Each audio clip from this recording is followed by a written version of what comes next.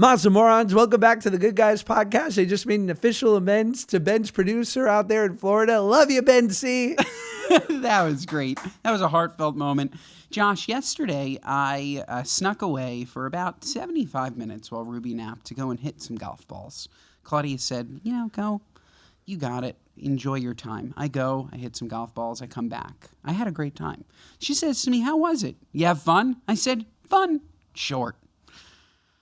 And I realized, Josh, I do this often. I think girls do this when you compliment their clothes. It's always, oh, you look beautiful. They're like, oh, yeah, it's from Marshall's. It's like, just take the fucking compliment. With me, it's fun, short. I always have to throw in a little negative just so that she doesn't think I had too much fun. Josh, Do you do this as well? Why do I do this? Why do we do this? What's wrong with us? Why can't I just say I had fun? I 100% do it too, and it's all our wives' fault. Go to the intro. Two Jews, both big and tall, no subject too small for the good guys. A mother's dream, premium podcast team, make it your weekly routine, it's a Good Guys. And if you don't give us 5 stars, what are you nuts? What are you nuts? Yeah, we're the good guys, we're not the great guys. We're just so good guys. Whoa. And we're back. It's because I'm straight up scared of my wife. I'm straight up scared about it. And I talked about this with another married man in my life who I can't say whom because he's even more scared of his wife and I don't want her to get mad. Bro, let's just talk openly, dog. Okay. Women of the world, partners of the world, wonderful people of the world. I'm going to speak openly, knowing that I may get criticized here, and I'm welcoming feedback. But let's have the conversation. If I go to have fun, that's one thing, which is rare. But even if I go to work, if I need to go on a work trip that is 24 to 36 hours, I know when I get home, I'm going to be punished. Yeah. Why is that? We've talked about it, Ben, before. I know you're afraid to say it, but we have. No, I'm not. I don't know what it is. I think, I don't know, but I can tell you that there is something in me, and I think I'm scarred from it. I actually think Claudia wishes that I had a great time when I went away for those 75 minutes. I think that on the 2-day work trip, for sure, she doesn't want to hear that I had fun. No way. But I would like to personally work on myself and be able to say I had a great time and not be worried that somehow that means that she'll be upset by it. I don't know why, but the fact that you have it and other people have it too, it must just be a universal truth that we're afraid to tell our wives that we had fun when we're not with them. That's what it is. And I want to say I have more fun, of course, when I'm doing something fun with my wife. But to go and hit a couple of golf balls is nice. It's nice. I loved it. It was relaxing. It was fun. Yeah, I had fun. But you're not at that point yet. I mean, you will when you have a couple kids and you've been in the trenches for years. Because I'm sure right now when you get home from a trip, you're like desperate to just get in as much Ruby time as you can. And Yeah. I'm that way with my kids too. But I will have that work trip. And it's not a Mad Men style work trip, okay? We're not doing martinis at 3 in the hotel lobby and hookers at 9, okay? Yeah. I'm at the Courtyard Marriott. I'm eating protein bars. Self-inflicted. I had to. Fucking A right, because these kids be expensive, dog. Totally. $350 in Little League equipment I had to buy the other day. That's nuts. It's nuts, but Dick's had a nice 20% off. I love dicks. I love Dick's. But me and my friend, I swear he's not my friend. He's not my brother-in-law. We were talking about this the other day. Like, I will literally like fly out the night before and on the red eye. I'll get there at 6 a.m. We've talked about this. I'll go crash at the airport hotel. I'll eat some protein bars. I'll wake up. I'll work out really quick. I'll shower. I'll head to the talk. I'm about to go talk at Sacred Heart University. I'll maybe have like a good bite. Maybe like I'll go grab dinner after by myself usually. And then I'll go to bed and I'll be on like literally the dumb, break of dawn, 5:30 a.m. flight that you have to wake up at 3:30 for. And I'm like right back in the mix. And I do feel at times like when you come home, your wife has to make you understand how exhausting it was being the one who had to handle everything. And I don't doubt it, but I'm also like, I did everything in my, like, can't we just go back to baseline? Do we have to be at a deficit? That's my thought. Yeah, What do you think? especially because you were working. Like, and that's the hardest part. It's like you're not traveling to go see Japan. You're working. Right. You're sleeping in a courtyard, saving money, doing a gig, and working. It's hard. I think that at this point, Claudia knows that when I do work travel, it really is 100% necessary. And I think she cuts me more slack now that she knows that. I do used to feel like she thought it wasn't necessary.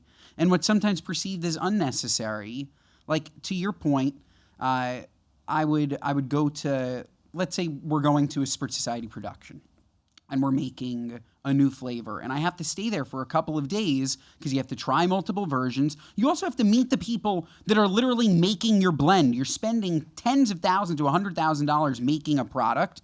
You want to make sure that the people that are blending it aren't putting their dirty sock and spitting in it. You want to be nice to them. You want to tip them. You want to meet these people. Like sometimes there's networking involved in these things too. Going to a dinner, sure, you could run home, or you could maybe have the opportunity to have a dinner with a studio exec or have a dinner with a director or further your career because of one dinner.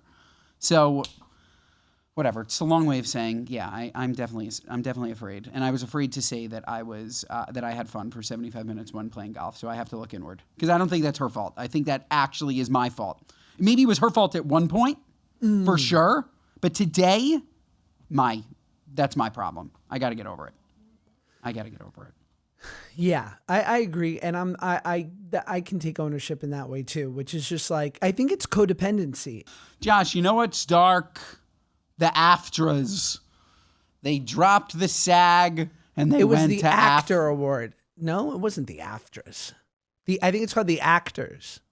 Oh, I thought it was the SAG-AFTRA Awards. Yes, the SAG-AFTRA Awards, but haven't they renamed it the actors? I thought I heard they named it just the AFTRAs. Dropped the SAG. They wouldn't, because that would make it the American Federation of TV Radio Artists Awards. Okay, so you think they just renamed it the actor and I misheard them? Yes, because the name of the award is the actor, and I also got invited to an actors award party. Okay, so then it's definitely the actors. Okay, the Actors Awards. I tried to watch, sorry, Josh, okay? I tried to watch this dreck on Netflix. Oh my God. And I love Kristen Bell. She's awesome. So funny. Forgetting Sarah Marshall, one of my favorite movies ever. Ever. Because of how great she is. You sound like you're from London. She's so good, and he's so good. Before he was a Looney Tune, but she's so good, Josh. And let me tell you, that little opening musical number. Did you see the musical number where she talks about shortening people's names? She put on. It was like a 3.5-minute Broadway style. Sharing that some actors shorten their names, and if we could pick, we would change their names. It was so bad, like embarrassingly bad writing, like the least funny, so terrible.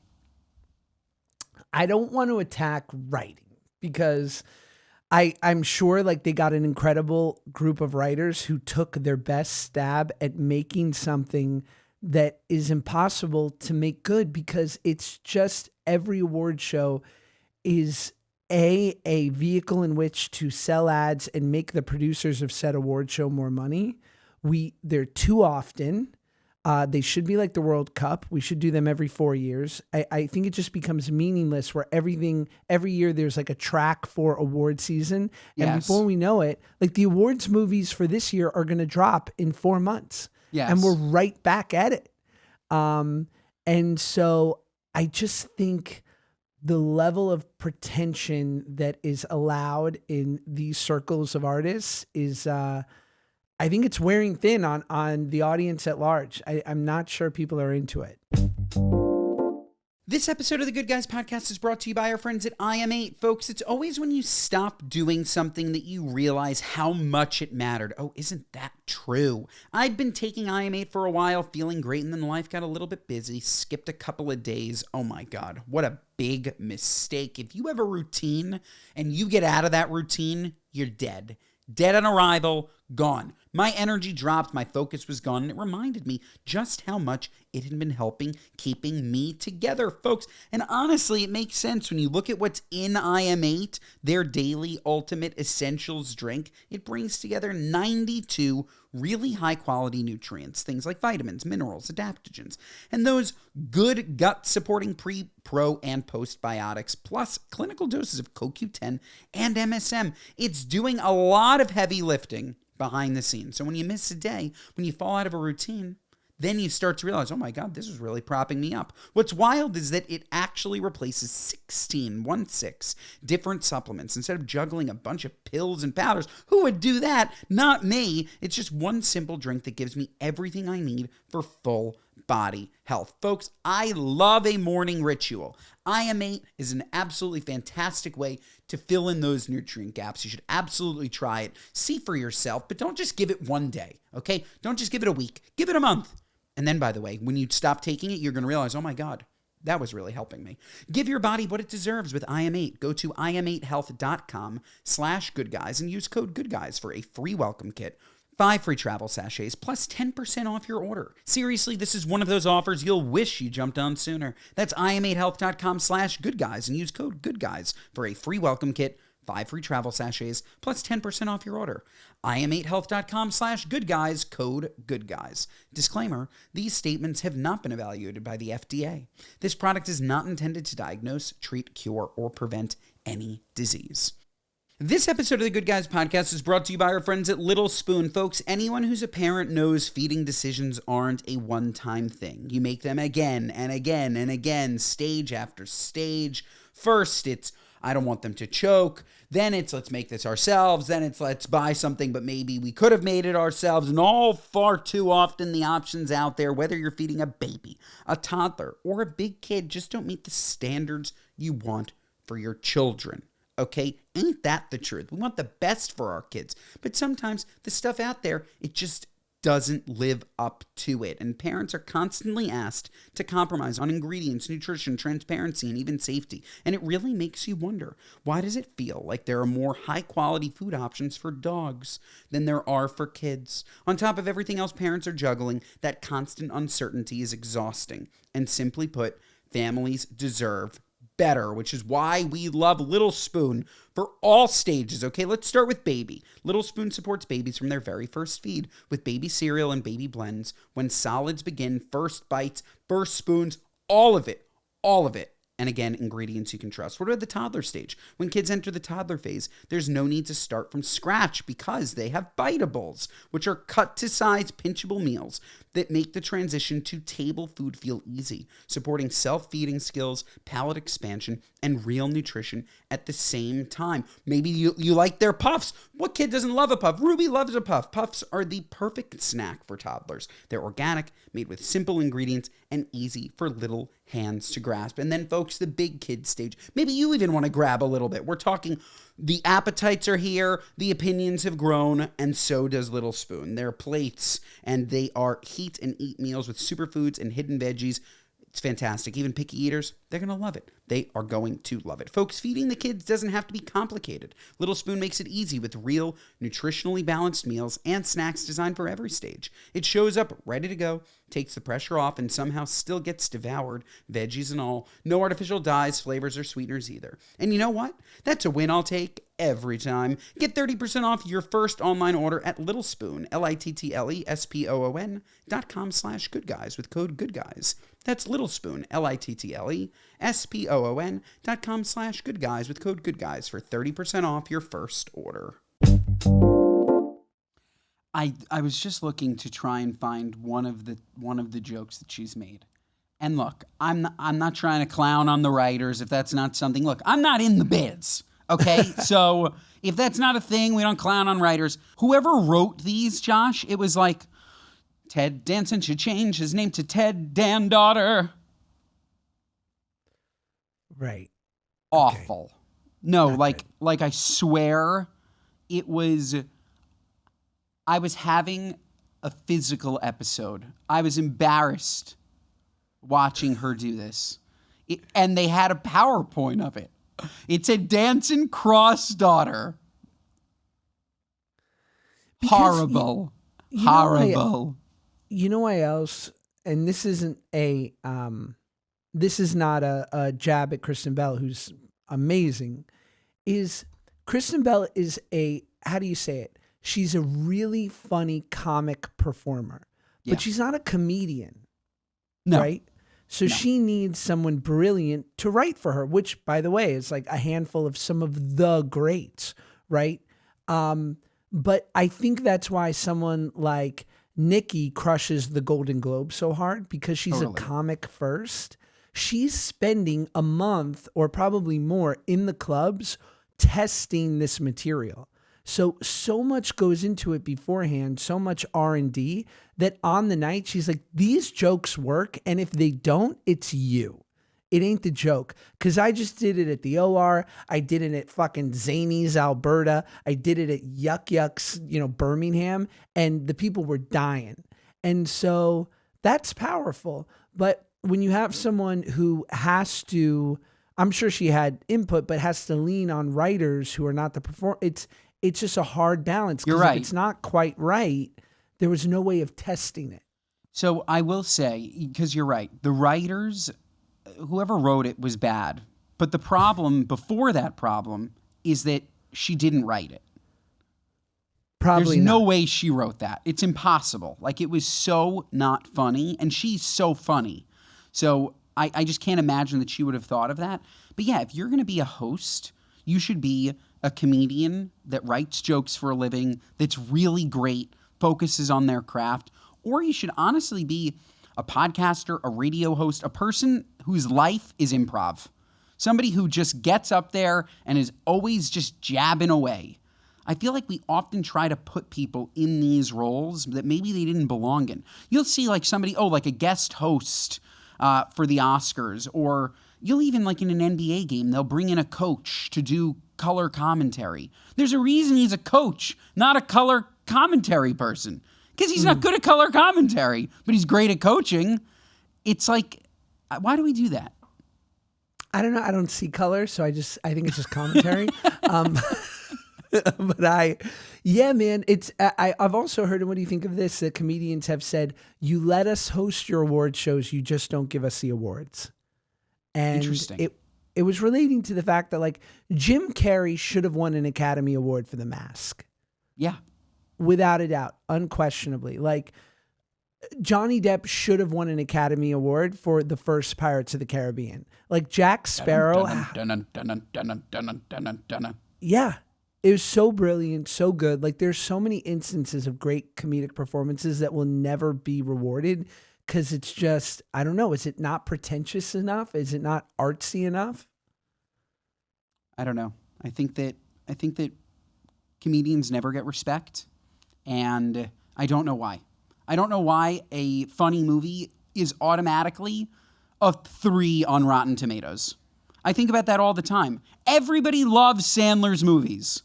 You love Billy Madison. It's impossible that you didn't. Yet it probably has a 30 on Rotten Tomatoes. Happy Gilmore probably has a 20 on Rotten Tomatoes. Like, why just because it's not serious can you not give it? Like, what is it? I don't know. It's the same thing to me, though. Comics never get respect in the eyes of other fellow actors. Unless they play both. Unless you're a Steve Carell, where you're able to play both. Unless you're a Robin Williams, where you're able to play both. But somebody who's just a funny man, no respect. None.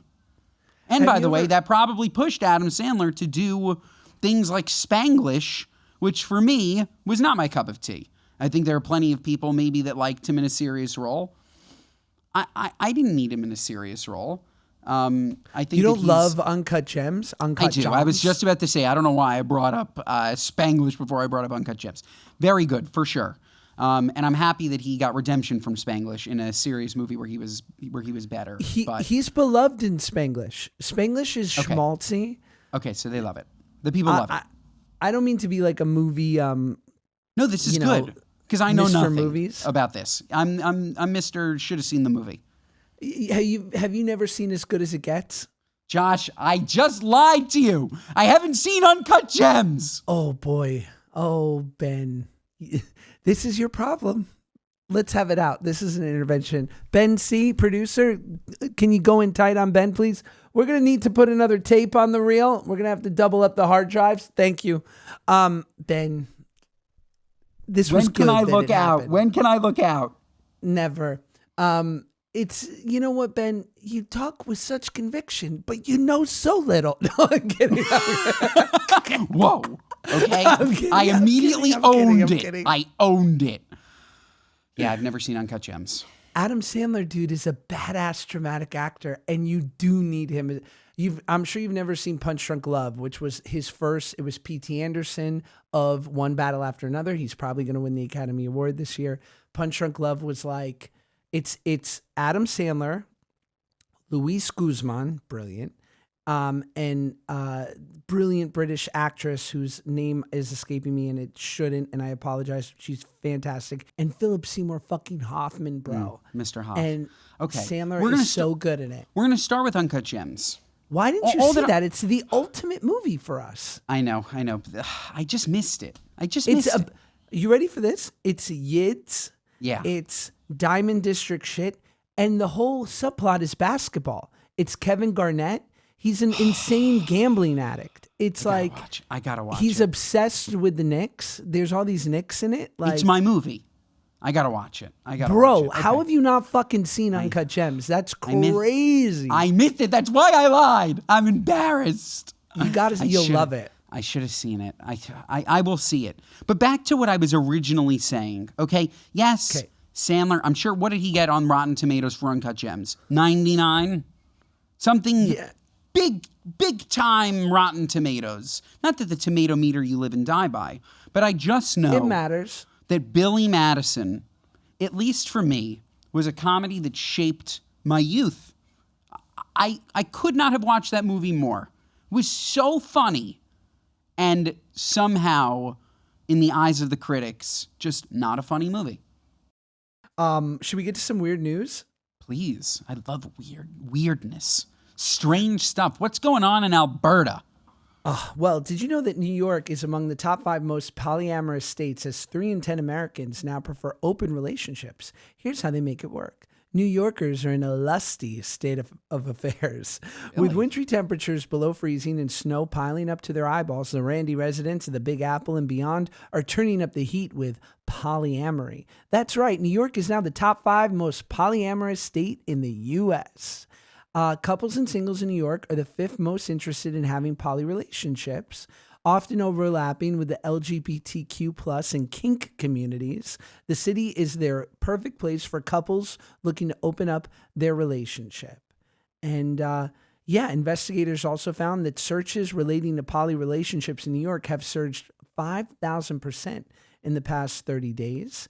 They want to have multiple consensual romantic relationships. It's also known as polyfidelity, which is an account I just opened up for my kids' scholarship fund. And basically people don't want to have exclusively canoodling with just one person. I need to know. So at first when you were reading this, I was like, that's interesting. And then I need to know what percentage of this is gay men. I wonder, well, do you want to know the top 20 U.S. states for poly dating? You ready for this? Yes, I do. 1, Texas. Okay. 2, California. 3, Florida. 4, Georgia. 5, New York. You know what I'm getting? Affluence. These are rich states. But I'm not going to lie. They're not giving gay states necessarily. So my brain, it immediately went out the window. Why aren't they put California and New York super California and New York for sure, but like Texas and Georgia, I don't think of like big gay, right? Like I think like big gay New York for sure. For sure. And I just think that culturally, it's just a little bit different. Like when you're a gay man in a relationship, it's not frowned upon to have a polyamorous relationship. It's not frowned upon typically to bring somebody else in. I think that in straight culture, it's a much harder thing to... I at least haven't seen it. We've spoken about this before. Not only have I not personally seen it done, but if it's done, it's typically the beginning of the end. Totally the beginning of the end. I think and this is just my assumption, that because I think in the straight community use the moniker of polyamory more, I would guess. Because I think because there's such like this classic ideal that is not present anymore.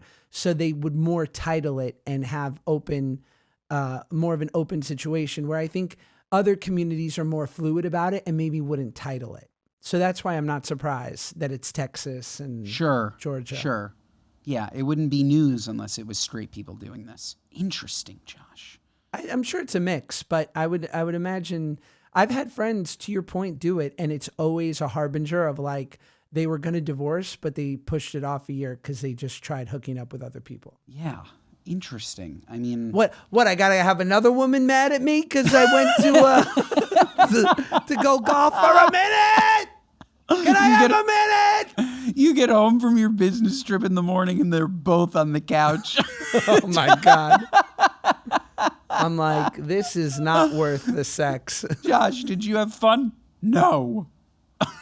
Never. I don't know. I think your answer will be the same as mine, and we can cut this if you want, but let's just do a total hypothetical, okay? Okay. You are, your partner, your spouse, let's just make it an imaginary spouse, is okay with opening up the relationship to a third, to a woman. And so now you're able to have a wife and a girlfriend. And you leave for a business trip one day and you come home to find out that your girlfriend and your wife were hooking up while you were gone. How do you feel? Great. Power to them. That's same. fun. Word up. Sure. Fucking yeah. ill. Why not? Rad. Have fun. Rad. Yeah, it's great. Honestly, it makes me think better of both of them. It means I'm not holding them hostage. We're a family. It's great. I love it. We are a family, aren't we? Yeah, we're family. Good on you guys. Good on you guys for having a little fun. Going tangoing, salsa dancing. I don't know. Have fun. Doing the naked tango. Well, did you know that that there is a spike in Earth vibrations that could be scrambling brains with bizarre ringing noise? Bad vibrations? A weather watchdog has reported an uptick in Earth's hum-like heartbeat, raising concerns that it could be affecting people's brains. Known as Schumann resonance, this natural electromagnetic frequency creates waves in the gap between Earth's surface and the ionosphere. Imagine it was the ionosphere. It's just like ionos everywhere. How easy is that? You just always hear, how easy is that? Oh my God. So yeah, man. Shit is Chicken humming. liver moose. Jeffrey.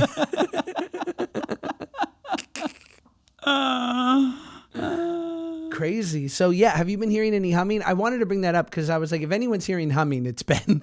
I definitely hear some things sometimes, for sure. I hear some things. I hear high-pitched frequencies. I hear dark thoughts. I hear things. I hear things, Josh. I do. Speaking of, I've wanted you forgot to mention this, and we talked about it over the phone because I want to hear about the great Bruce. Because first of all, no new updates. We're now, 30 days out from, sadly, Nancy Guthrie, Savannah Guthrie's mother, gone missing. Yes. And by the time this comes out, also, something could have come up. So I'm just, giving that caveat. But so tragic. And I know Awful. that it's elicited some fear in Bruce, right? It has, yeah. My dad has called me on multiple occasions asking if he should fear for being captured. And what I say to him is yes, you are susceptible to capture. You are far too willy-nilly with who you pick up the phone, how you pick up the phone, what information you give them, where you are. And all that I can say is pause off, okay? Pause off. You don't want him, okay? Even though he'll cook you a beautiful spread okay? He'll make you fantastic food. Honestly, you do want him. I'm just trying to like make it seem that he wouldn't be a great person to capture. He's ideal, Josh.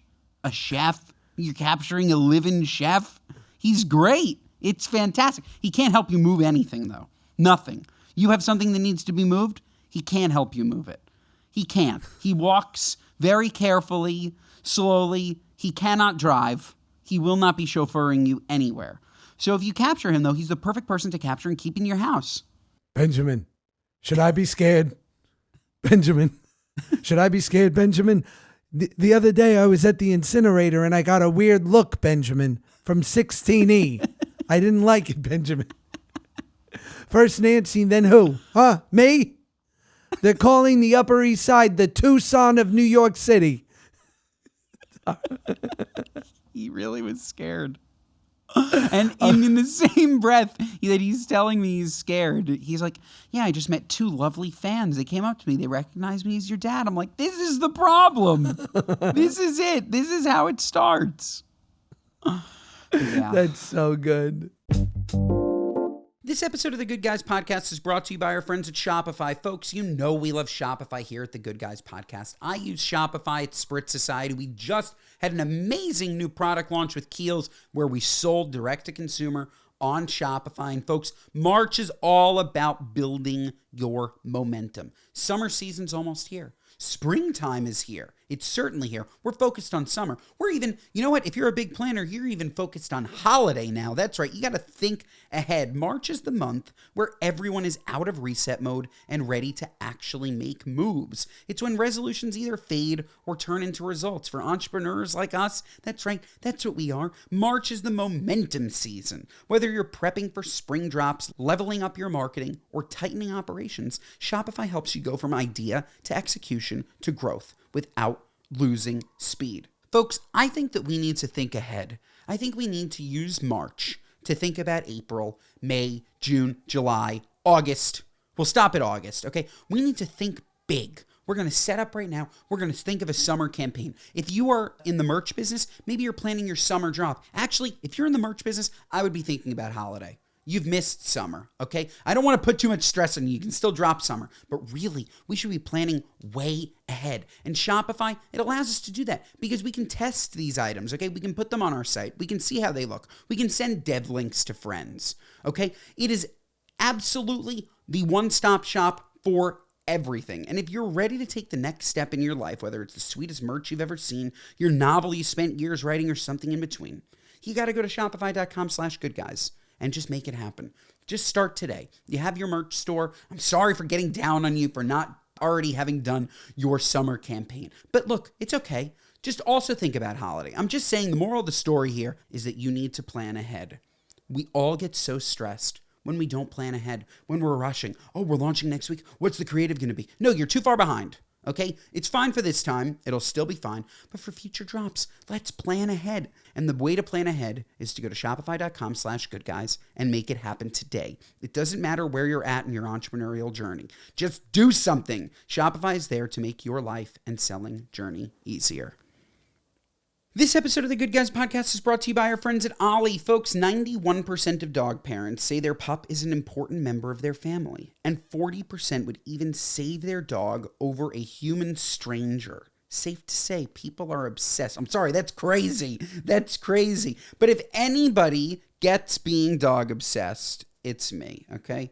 Romeo, my sweet Theo, rest in peace. And of course, Ollie. They're relentless about delivering the best food and experience for you and your dog. And they give you a way to check in on their health over and over again. Folks, I love dogs. I love them. I love my beautiful Romeo. I loved my beautiful Theo. They're 2 completely different dogs. 2 completely different dogs. And let me tell you, I would put anything on the floor. Anything. Theo would eat it. Okay, chunk of duty, Theo's eating it. Romeo, no, incredibly picky eater. He's a small dog too, 11 pounds. Sometimes he'll only eat 1 meal. Okay, one big beautiful meal, but sometimes only one meal. And I've realized that since I switched to Ollie's food, he's eating much more. He's enjoying it more. And that's because Ollie's fresh recipes are developed by real chefs and back-ended by vet nutritionists. They're obsessed with making the best meals with the highest quality ingredients. It's not this BS kibble. Okay, you wouldn't want to eat that same crap every day. Okay, and neither does he. We're talking an end-to-end experience. From the moment you start your subscription, everything is tailored to your pup. Perfectly proportioned meals. Look, you're ordering for your Rottweiler. I'm ordering for my small King Charles. They shouldn't be getting the same amount of food. What are you, nuts? Even health check-ins. Ollie is a one-stop shop for your dog. So get ready for both you and your pup to be totally obsessed. Head to ollie.com/goodguys. Tell them all about your dog and use code GOODGUYS to get 60% off your welcome kit when you subscribe today. Plus, they offer an obsession guarantee. If you're not completely obsessed, you'll get your money back. That's Ollie, OLLIE.com/goodguys and enter code GOODGUYS to get 60% off your first box. Ollie, feed the obsession. Josh, I have a random question for you. What's one thing you instantly notice when you walk into somebody else's home? The smell. Okay. Tell me, what is it like? Don't you notice that even if it's a nice smell, every home, like the only house that doesn't have a smell is my house because I live in it. Yes. And everyone's house has a smell. And like growing up, like my friend Len's house smelled like Russian cold cuts because that's what his parents were buying. So yeah, there's always an overpowering scent. Isn't it? I don't know when it happens, when you realize that your parents also have a smell that's different now from your smell. I used to be that smell, but now I have my own smell. And when I go to my parents' house, into my parents' fridge, around my parents, I'm reminded of that smell. And it's a nostalgic smell, but it's no longer my smell. When does that happen? I guess when you move out? Fascinating. Yeah. No, it's, you have like this overpowering thing. Now I smell like Joe Malone, babe, or like Yves Saint Laurent L'Homme Noir. But before I probably smelled like, Cheetos and Snackwells. Cheetos and Snackwells. That's what 100%. And maybe a little bit of cumin. There's just a drop of cumin in my parents' fridge too. Now I don't wear anything, Josh. I don't wear a scent. I wear nothing. I'm just free in me. Like like you didn't do a lot of dating, but in my 20s were peppered with basically bad Bath and Body Works candles and Michael Kors perfume. I can't even go into a Michael Kors anymore. I get triggered. I start thinking about Michelle. I think about Diana. It's crazy because I'm like, God, you guys are all wearing the same scent? I have that memory trigger. Whenever I'm around somebody that smells like Axe or Old Spice, I'm transported to camp. Just these kids dousing themselves. Yeah. Just like, God forbid you do any laundry. Just dousing yourself in Axe body spray. It's disgusting. It's so yucky. So yucky. Josh, I have one more random question for you. What's one thing you'll never return even if you hate it? I don't really return food to the grocery store, except if it's produce that I've brought home and it's immediately bad. Like there were a couple good pieces on top and the rest of the berries are for shit. I'll go in there and be like, you can't carry this. But I don't return a lot to the grocery store. You? Only if it's on Instacart. If Instacart delivers me, which they've been doing recently, rotten fruit, everybody should know this tip. You can go in, take a picture, and they'll refund you immediately. You don't have to go back there. You don't have to show them the fruit, like go into the store. You just take a picture in the app and you do it. I will never return anything that I bought online, which is why I don't shop online. Because if I get it, I have convinced myself that I don't know how to return it. Even if there's a prepaid shipping label, even if I have the bag, even if I just have to drop it off at UPS, I've convinced myself I can't do it. So I don't shop online. Yesterday, Claudia's like, why don't you buy any clothing online? I went to Vince. When was the last time you were in a Vince? I'm a Vince and Theory man. This is it. Vince is it. I forgot how great their clothing fits me, and now that I'm a little bit slimmer, just a little bit, oh, this stuff looks fantastic. Shout out Vince. I want the free goods. Shout out Vince. Love Vince. Vince is fantastic. But yeah, I could buy Vince online. I could probably get a better deal online. Nope. Boutique only. So I have some really bad news for you. Oh my There's God. going to be a video of me coming out in the next 3 to 6 months getting punched out by a Little League father. Okay? Because Max has started playing Little League, and I am one of the coaches, also known as the prestigious Dugout Dad. I created that moniker. I'm the Dugout Dad. I'm the D&D, okay? Love I'm it. double D. Love it. And I don't have issues with the other team. I don't have issues with the other parents. I have issues with our team and the 7-year-olds on said team. And I have a real hard time holding my tongue. And I know that there's going to be a dad who's going to say, don't talk to my fucking kid. And I'm going to be like, well, maybe you should be a better parent. And they're going to put my head through a fence. When you first told me that, I was like, I haven't seen you with a shiner. I thought you already got beaten up. I'm happy that you haven't. But yeah, that's It's going to be tough. bad. I'm excited for you, though. That's fun being a dugout dad. You should bring, like, snacks and drinks. You should bring one of those big Gatorade coolers. Like, you That's should... the women's job. Just kidding. Totally. I love a big jug of Gatorade. Isn't that great? And you can do as much dilution as you want, put in a little bit of water. They'll never Very know. little. Give them a nice little Ritz cracker with peanut butter. What are those called? Those little crackers with the peanut butter? Fantastic. Those are great snacks, ballpark snacks. Maybe bring in, okay, next time I'm in LA, you tell me when a game is. I'm going to show up with a hot dog stand. Love it. It's so flipping cute, and they're really playing like they're going up in a level. It's becoming more competitive. But you know, the Dugout Dad needs to like get everyone on deck and ready to go, so we keep the game moving. Like, okay, so this guy's on deck, and then the guy after him, like warm it up. Yes. So of course, every team you have one kid who's like a little bit of a Rudy, right? A little bit of a Josh Peck, completely not great at sports. And this is the kid who you band behind. Because they're never going to succeed in sports, but maybe they do a startup later and they give you money, you know? You never know. You don't know, right? No, you don't know. So you look out for this kid. So I feel a real kinship with the kid on our team who needs a little help. He's fine, but he's not the best. And the kids are so competitive that they'll scream at this kid because he's not playing correctly. And that don't work for me, brother. That don't work for me. So I immediately told the kids, I said, hey, listen, if you're going to say anything to a teammate, it's something positive. Okay, we're not going to scream anything negative, especially at the one kid who's struggling the most. Then there's this one kid. He was going up to bat, but the kid in front of him struck out, 3 outs. Okay, now it's our turn to go field. He didn't like that. He didn't like that his turn had been intercepted by the other team. He walks in front of me. He goes, it was my turn. He throws his hat and his glove at my feet in the dirt.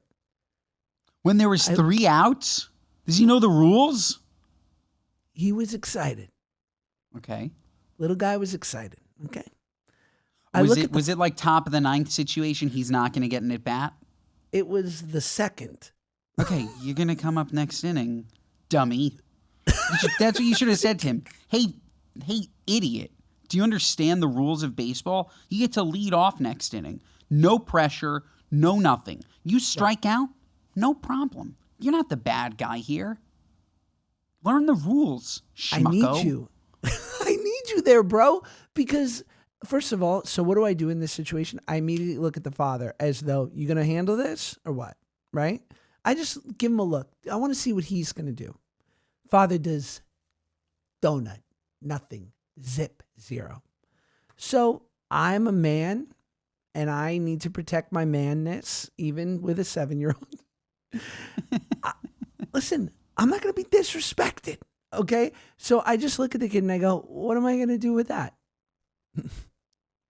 I wish you were here to dab me up. By the way, dog. that's good. That's good. What am I what am I going to do with that? Right? That's He a looked at great me. response. What did he say? He looked at me like the wall that I am, and he picked his shit up. What? Ignore that? This is sports. This is where we teach kids how to be good people. Totally. Yeah. Schmucko. What an idiot. And somebody needs to Douche. teach him the rules. Like, you're on a baseball team and you don't know the rules? You're coming up next. It's great. Idiot. Idiot, Josh. What parents need to understand about sports is statistically, none of these kids will ever play in the majors. No. Statistically, one of them will play high-level college sports. Statistically, a couple of them will make their high school team. So what you know you can do here for sure is help make your kid a great person. Yeah. And sports is an unbelievable way of teaching them teamwork, grit, discipline, showing up, being accountable, self-improvement, and like about the important things in life. And like if you miss that opportunity and you just care about their hit count, you're missing it. It's also got to be what you're doing at home. Like if you're the parent of a really gifted player, right? You can still be a really gifted player playing with other kids if there isn't so much pressure coming down from somewhere else that those kids are worse than you. Right? Like otherwise you wouldn't know. You'd just be better. But you wouldn't be comparing yourself and thinking like, oh, I'm so much better. I should be on a different team than these kids who really aren't good at this sport. Like it's not all about that. If you really are that good, you should probably be in one league that's with your friends where you're doing all the things that you're talking about. You're having a great time. You're learning about life. And then if you're really that good, AAU or whatever the equivalent is, where you... Or for me, just AA. Where you are on the path to greatness. Great. But don't force that on a regular little league. It's supposed to be fun. It doesn't mean you shouldn't know the rules. That's why I said what I said. That kid bugging out that he's not gonna get a turn. It's the second inning. Know the rules. You should know the rules. You should play within the rules. If you're not good at baseball, all right, maybe pick up another sport. But if you're trying and if you're having a good time, you belong there. Now, tell me this, because I'm dying to know. And this is the sanctuary of secrets. This is where you're safe. You've now been in Florida for a couple months. Yes.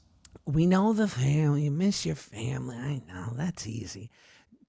Honestly, do you miss the city? Are you missing aspects of the city? Or are you kind of just loving, being able to play golf, wear shorts, and, drive the beautiful Ruby around? It's so interesting. It's the same relationship, I think, that I have with... So it's two things. First, I definitely miss the city. I miss my friends in some regard. Do I miss the current city? I don't know. I might be longing for a city that doesn't even exist. I might be longing for experiences that don't exist. Friends availability that doesn't exist. So I'll put that to the side. The same thing that I said about Claudia, where I got home from 75 minutes of the driving range. She said, how was it? And I said, oh, it was great, but quick. It's the same thing with my parents. It's the same thing with my sister. It's the same thing with my friends.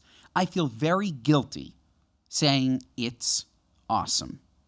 I feel very guilty saying it's awesome. I will always say in one breath, it's amazing. The weather is amazing, but the truth is, it's amazing. That doesn't negate the fact that the city, when it's really nice out, even in the winter, if you're in the state of mind where you're not going to be inconvenienced by the snow, you're going to go and take your son out to have a snowball fight, then winter in Manhattan is fucking awesome. Okay? Like, no question. But for my current state of life, spending a couple months in Florida with a very, very young son was the greatest thing ever. Yeah. It was. It was. There's nothing better. I could walk him around in a stroller in beautiful weather. In the city, he'd be in my apartment. For him, it was 150,000 times better. I don't think he would have gotten any vitamin D yet, Like, seriously. It was a horrible winter in New York for a baby. It would have been a really fun winter in New York for Max. I think Max would have had a lot of fun. Yeah. Going on sleds, snowball fights, you have a day off from school. Like the 5, 6, 7, that really fun. The call to prayer in Times Square. No, I'm sorry. And it just, for our current life, it was awesome. It was great. And I should be less apologetic about it. Yeah, own it, babe. I love it. I'm so happy for you. It was great. Thank you. Yeah, it was really, really fun. And Florida in general, it's just people love to shit on it. I guess the same way that I used to shit on California as a state. For sure. I think we just do it, and I really think we do it as New Yorkers, where we can't possibly admit that anywhere can also be great. It's us or nothing. That's how we're raised. And I love it. I love that grit. I love that we're the best city. We have the best sports fans. We have the best kids. We have the best, but that's how New Yorkers are trained. And the second that you leave New York, it is. The second that you leave New York, you're like, oh, maybe I was hoodwinked a little. Maybe other places are kind of awesome. Maybe it's not a detriment to live near a functional body of water. Like, maybe it's nice. Yeah. So I know what you mean. It's the things that are installed in us. Like my son's Little League team are the Rangers, and now that I'm the official Double D, my wife was like, "Oh, you should get like a Texas Rangers baseball cap, so you look like part of the team." And I said, "Over my dead body, will I ever wear a Texas Rangers baseball cap?" God willing, Ruby grows up, loves basketball as much as me, and has fun with it. And he loves players, right? Then he can get a certain player's jersey. Because I used to do that. That was fun. You're not rooting for the team. I was a Dwight Howard fan. I got a Dwight Howard jersey. I'm not an Orlando Magic fan. I had those fatheads. You remember fatheads? Sure. I had a fucking Dwight Howard. It's honestly so weird. I had a life-size Dwight Howard on my ceiling. Wow. Honestly, all I can think about now is it's life size. I just had a 7-foot Dwight Howard on my ceiling when I was like 10. Can you imagine if it was Shaq? Good night, Shaq. Good night, little Benny. I love you, Ben. Good night, Imagine Benny. they spoke. That's hysterical. Oh my god. That's a kid's movie. I'm gonna gift you a couple wing stops. Mr. Shaq, my family doesn't have any money and we don't know how we're going to survive and pay the bills. I'm gonna give you a wing stop. Your bills are gonna be paid with lemon pepper. I got a shit. I got a boo boo. Take me off the ceiling. I got a duty.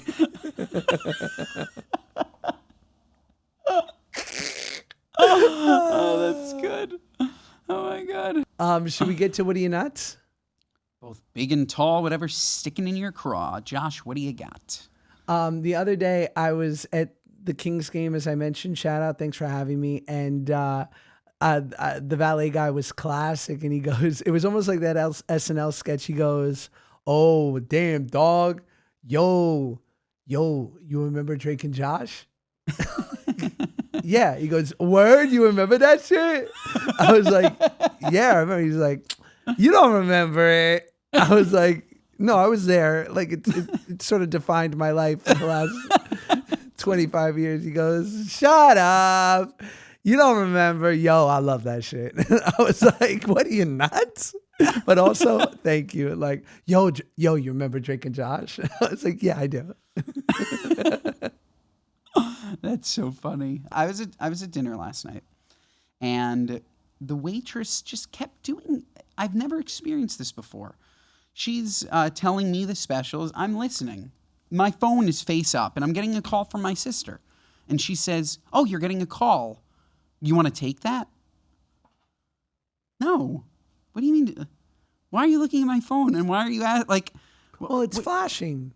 No, it was just up. It wasn't flashing. It's not ringing. It's just face up. It was weird. If I saw that, I'd be like, you're getting a call. Yeah, even as a waiter.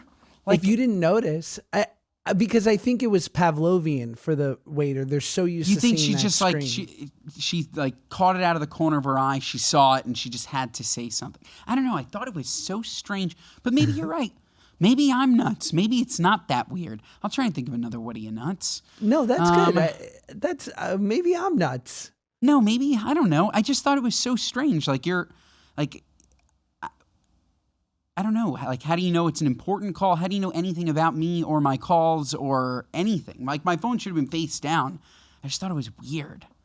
I think it's very courteous. Like, I think she was saying, like, it was a little bit of over caring, but it was like, I can come back because if you need to take that, like, don't not take that on my account. You know, maybe you're right. And so the what are you nuts is me. I have a perfectly lovely waitress who's here. She's so courteous that she asks if I need more time so I can take a phone call while she's in the middle of doing the specials. Yeah. I'm nuts. What am I nuts?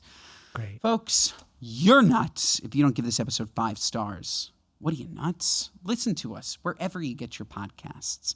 And rate, okay? Rate, review, and subscribe. Give us 5 stars. We're going to read a 5-star review every episode. Fantastic, excellent, gorgeous. All words that Ben uses in his daily vernacular to describe just about anything that brings him joy. And all words that describe his chemistry and banter with Josh. I would also add electric and hysterical. It's a 10 out of 10. Wow. Gorgeous, folks. Mondays and Thursdays, we will see you next time.